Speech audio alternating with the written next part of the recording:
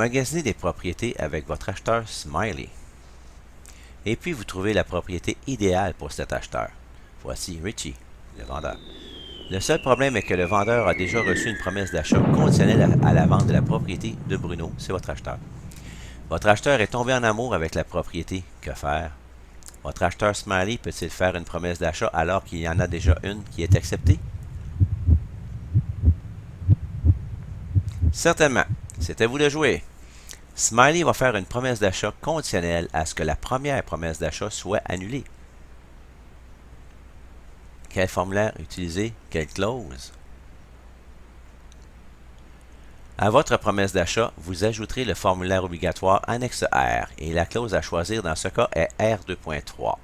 R2.3 permet au vendeur d'accepter une nouvelle promesse d'achat conditionnelle à ce que la première s'annule. Il faudra agir vite. Dès que sa promesse d'achat est acceptée, le nouvel acheteur doit réaliser toutes ses conditions au complet. Il aura environ 24 jours pour le faire.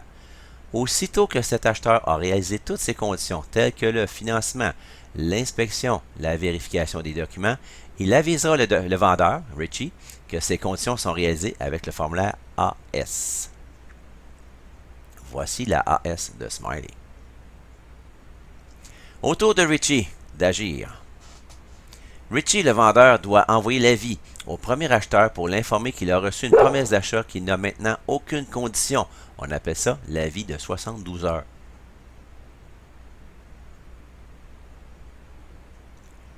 À partir du moment où Bruno, le premier acheteur, est avisé, il lui reste 72 heures soit pour enlever sa clause de vente de sa propriété, soit il annule sa promesse d'achat.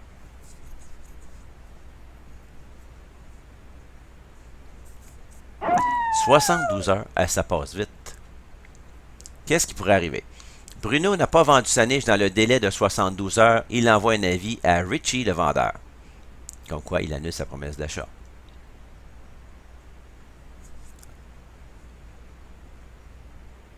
Si Bruno a annulé sa promesse d'achat, Richie, le vendeur, envoie ensuite un avis à Smiley, le deuxième acheteur, pour l'informer que la première promesse d'achat est annulée et qu'il est maintenant l'acheteur de sa propriété.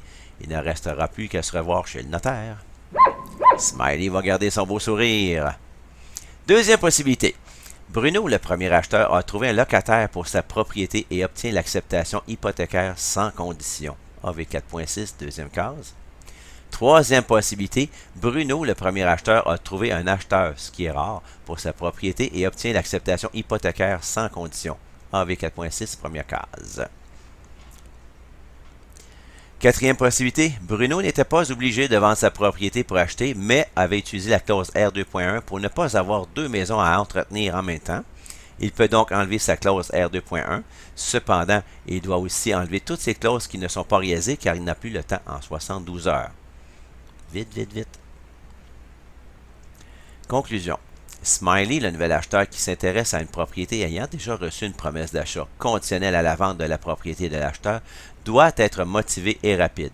Smiley risque de payer une inspection inutilement si Bruno, le premier acheteur, trouve une solution rapide à sa condition.